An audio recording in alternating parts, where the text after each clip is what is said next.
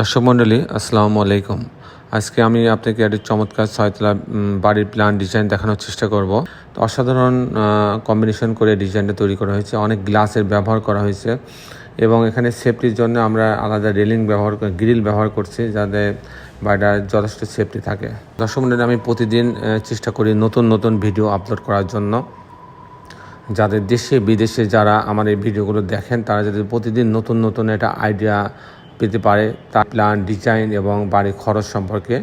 এর পরিপ্রেক্ষিতে আমি প্রতিদিন নতুন নতুন ভিডিও আপলোড করে থাকি। আজকের এই ভিডিওটি ঠিক তেমন একটি ভিডিও।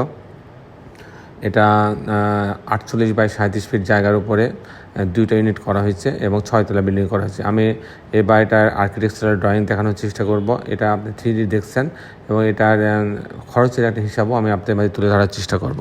তো দর্শক মণ্ডলী, আমি আপনার সঙ্গে আছি, আমি ইঞ্জিনিয়ার টুটুল। আপনার কাছে অনুরোধ, যারা এখনও আমার চ্যানেলটা সাবস্ক্রাইব করেন না তারা আমার চ্যানেলটা সাবস্ক্রাইব করে নেবেন এবং বেল আইকনে একটি চাপ দিয়ে রাখবেন এবং অবশ্যই একটা লাইক বাটনে ক্লিক করবেন এবং যদি কোনো কিছু জানার থাকে তো কমেন্টস করবেন, আমি উত্তর দেওয়ার চেষ্টা করব। তো দর্শক মণ্ডলী, আসুন এটার আর্কিটেকচারাল ড্রয়িংটা দেখি, তারপর আমি এটা খরচের হিসাব আপনাদের মাঝে তুলে ধরার চেষ্টা করব। আসুন এটার আর্কিটেকচারাল ড্রয়িংটা দেখি। আর্কিটেকচারাল ড্রয়িংটা এরকম, আপনি দেখেন যে মাপটা 48 ফিট বাই 37 ফিটের উপরে আমরা বিল্ডিংটা করছে।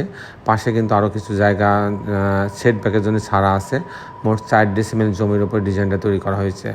তো এটা হচ্ছে যে বাড়ির সামনের অংশ কিছুটা গ্যারেজ রাখা হয়েছে এবং এখানে এই বাড়িটাতে কোনো লিফট ব্যবহার করা হয় নাই এবং দুইটা ইউনিট এখানে গ্রাউন্ড ফ্লোরে গার্ডের জন্য রুম রাখা হয়েছে, স্টোরেজ জন্য কিছু জায়গা রাখা হয়েছে, গ্যারেজ এবং পিছনে একটা ইউনিট রাখা হয়েছে। আমি মূলত টিপিক্যাল ফ্লোর প্ল্যানটা আপনাদের দেখানোর চেষ্টা করব, যে 2 ইউনিট কী করে করা হয়েছে সেটা আপনাদের মাঝে তুলে ধরার চেষ্টা করব। এটা গ্যারেজের অংশ দিয়ে সিঁড়িতে আসবে, আসার পর যখন ইউনিট এতে যাবে 750 স্কোয়ার ফিট মানে 1 কাঠা জমি এখানে পাবে।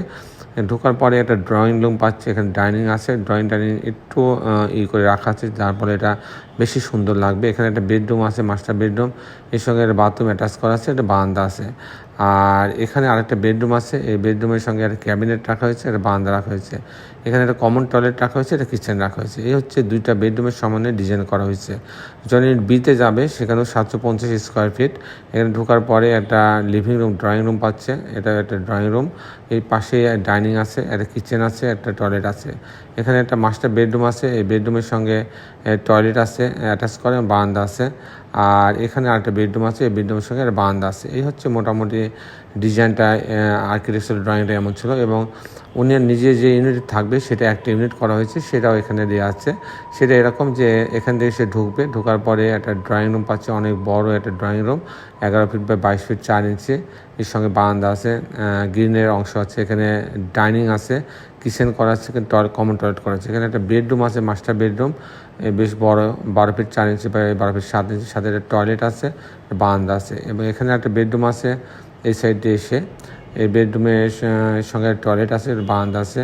এখানে একটা বেডরুম করা আছে, এর সঙ্গে একটা টয়লেট এবং বারান্দা আছে। এখানে আরেকটা বেডরুম, মোট 4টা বেডরুমের সমন্বয়ে করা হয়েছে এবং ড্রয়িং রুমটা অনেক বড় করা হয়েছে, ডাইনিংটা বড় করা হয়েছে।